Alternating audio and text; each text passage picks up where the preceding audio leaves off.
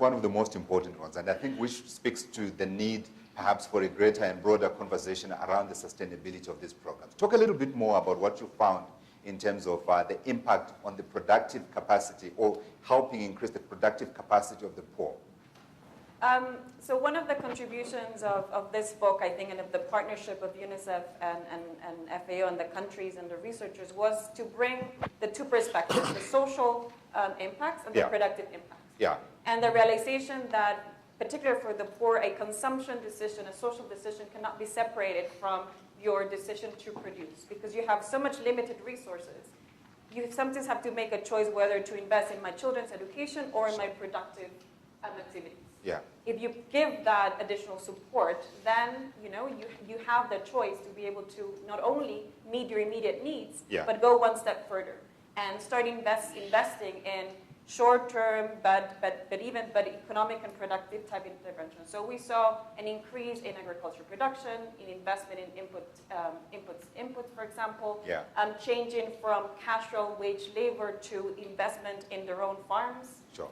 So that kind of change that is not only to meet immediate needs, but to go one step further in investing in productive and economic. Absolutely. Let me leave you there, but I want you to think about whether you would be able or whether in future it would be possible to quantify the impact in terms of GDP contribution of these communities going forward. But perhaps that's one for the future. Let me come to the work that was done in bringing or in producing this book, because this book is not about FAO and UNICEF. This book is actually about the work that's being done by African governments. Tabani, if you can come in terms of the collaboration that took place between governments and these international organizations within the UN system and the other partners within the university community. Okay, thanks, Godfrey. I think for us, in terms of the Department of Social Development, the main advantage is that historically how we've been doing work was using the services of the service provider, but we've always been saying they're assisting us in terms of doing that particular work because we do have the technical expertise, but it's a question of capacity for us to do those.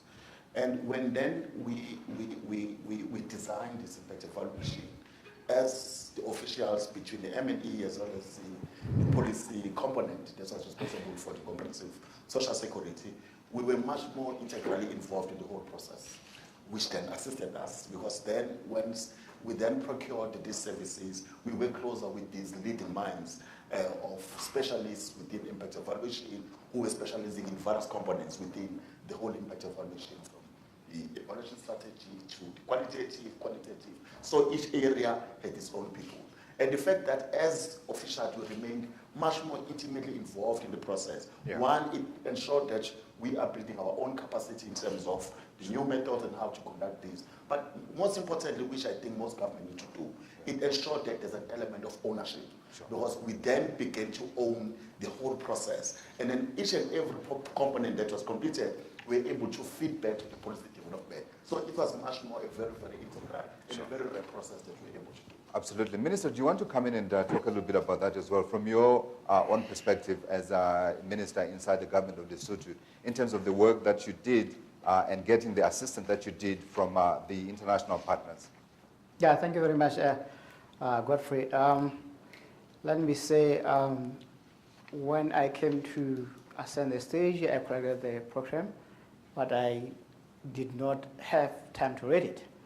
And I realized that I've been portrayed here as having been a teacher in 1966 when I was 8 years old. And that is very incorrect. Yeah, should I say, we started with the international partners, development partners, way back in 2007, realizing the plight of our people in terms of the high level of poverty and the scourge of HIV/AIDS, which has a very devastating effect on a number of families.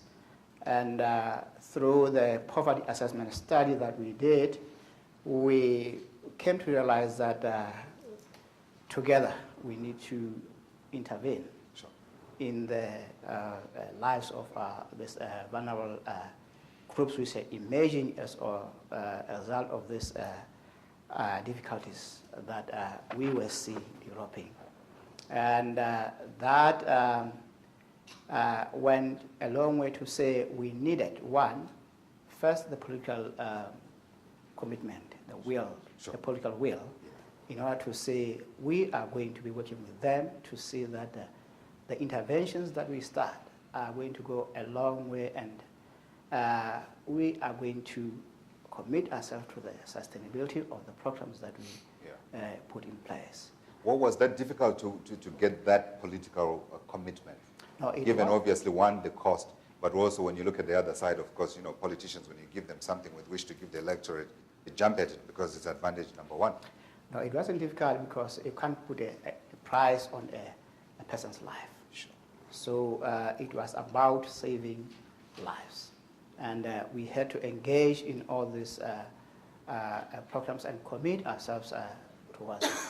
So after that, when the international, when the development partners had helped us, to kickstart the process, we then took over 2-3 years later, sure, and took up the whole ownership of the. This the is program. now your program. It is now our program, and we are committing around 9.6% of our GDP to the whole social protection system. Absolutely. Let's get the perspectives from Zimbabwe and Zambia. If I can come to you, Zororo, from your perspective, in terms of the work that you did with the international partners, what did you see? Maybe let me start by mentioning that Zimbabwe joined the cash transfer revolution much, much later compared to other countries in the region. It was only in 2012 when the government launched the Harmonized Social Cash Transfer Program. The program is wholly government, but in terms of funding, it receives funding from partners, donors under the Child Protection Fund.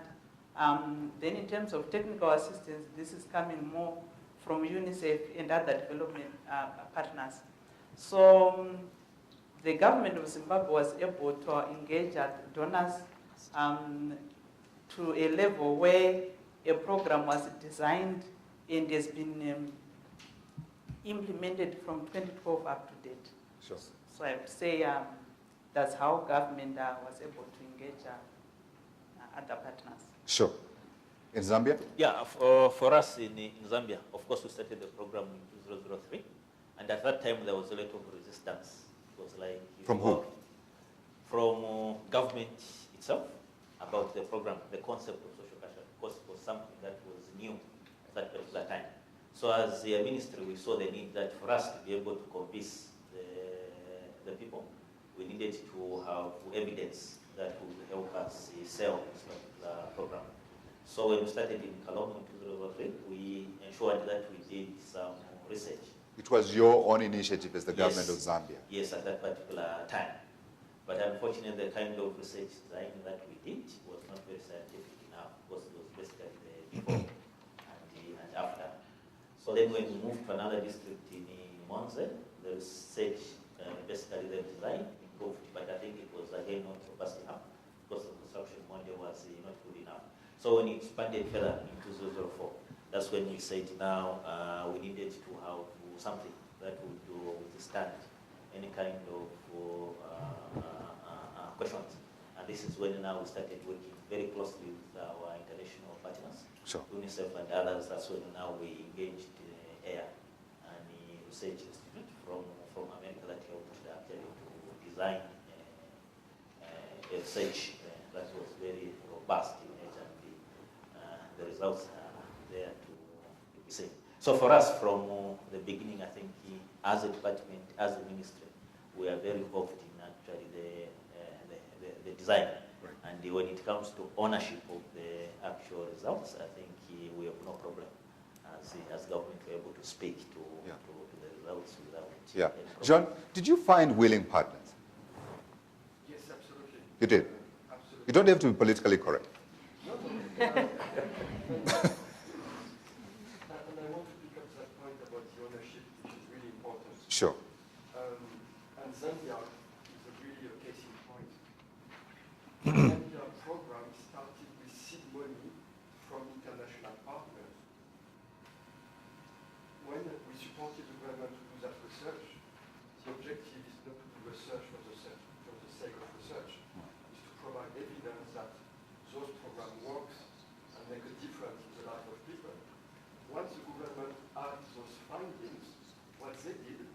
they are now paying 80% or more of their own money to implement the program. And for me, that's the evidence. And for me, this is the evidence that, I'm not being politically correct, that partners are absolutely willing. But for partners to be willing, we need to have evidence, and this is what, through this book, we have done. Another fabulous example of willingness and ownership is Lesotho.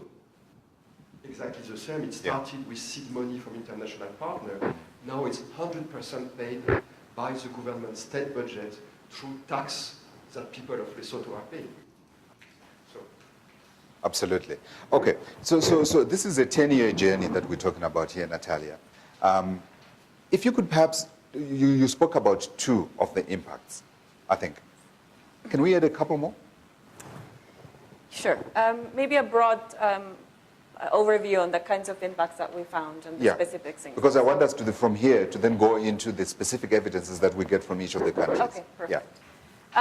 So as I was saying, the innovative nature, from my perspective, of the kinds of impacts was first trying to open up, to go beyond the specific objectives of a program, which are usually focused on poverty or social type outcomes, to also include potential impacts on economic and productive elements, as well as impacts beyond the household level. So what are the potential results of injecting cash into a household that could have potential impacts beyond a household, so in a particular community? So in terms of social impacts, it was clear that people are able to buy more food, but also better food, so more quality and much more diverse.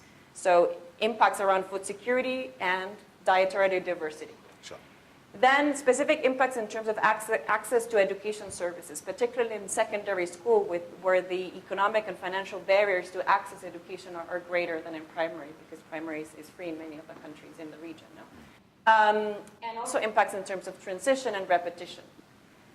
Then in terms of health, which of course they're more mixed because it's not only dependent on financial access, but also on the availability, if you want, of the supply of the services. So we found some impacts in terms of decreased morbidity and more families sending their families to health services, but also mixed in the countries, and maybe the examples will show that. Absolutely. And in terms of one innovative part was around adolescent well-being, allowing the safe transition of children to adolescent, and decreasing some of the economic drivers of HIV risk, for example. And then, of course, that linked with the productive impacts that I discussed. Right.